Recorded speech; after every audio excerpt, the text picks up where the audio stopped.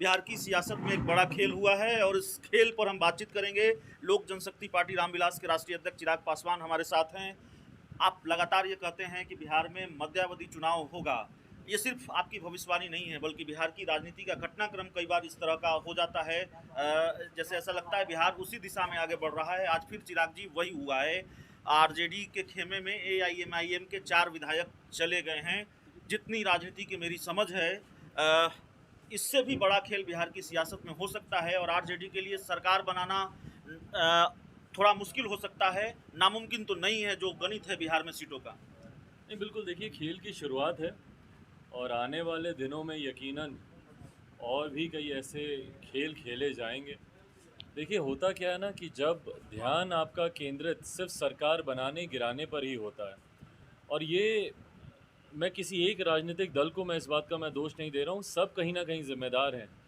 जब सारे राजनीतिक दल महाराष्ट्र से लेकर और इसके पूर्व में भी जितने राज्यों में हम लोगों ने देखा, मणिपुर हो, आपका जेडीएस के साथ जो कर्नाटका में हुआ, मध्य प्रदेश में रातों रात कमलनाथ जी की जगह भारतीय जनता पार्टी के वहाँ पर मुख्यमंत्री आ जाते हैं, और भी विभिन्न राज्यों में जहाँ जहाँ पर भी ये हुआ, चिंता ये होती है कि सिर्फ सरकार बनाने और सरकार गिराने पर सबका ध्यान केंद्रित रहता है। भाई, जो विपक्ष की भूमिका है वो विपक्ष ईमानदारी से निभाए, पर विपक्ष भी इसी प्रयास में निरंतर लगा रहता है कि भैया हम कैसे सरकार बना लें, हम इसके विधायकों को कैसे तोड़ लें, हम उसके विधायकों को कैसे तोड़ लें। स्थिर सरकारों को अस्थिर करने का प्रयास किया जाता है, चुनी हुई सरकारों को गिराने का प्रयास किया जाता है। मैं ये कहता हूँ कि भाई, मुझे नहीं पता कि मौजूदा सरकार कब तक रहेगी। मैंने कहा है कि मध्यावधि चुनाव होगा और होगा बिहार में, पर जब तक आपकी सरकार चल रही है तब तक कल्याण हित के, लोक हित के कार्यों पर तो ध्यान दें।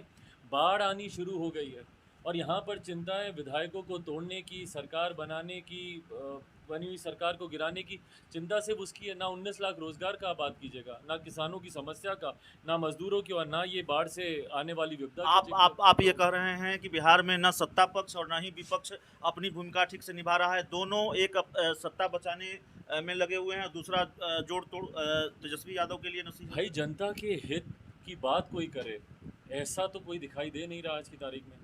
आज जब बिहार में बाढ़ का प्रकोप शुरू हो गया है, सीमांचल के इलाकों में अगर आप जाइए, किशनगंज वगैरह, वहाँ पे ऑलरेडी कटाव शुरू हो चुका है। ऐसे में विपक्ष सत्ता पक्ष दोनों की जिम्मेदारी है कि भैया आप जनता के बीच रहिए, पर अगर दोनों ही जोड़ तोड़ की राजनीति में लगे रहेंगे तो ये कहीं ना कहीं है।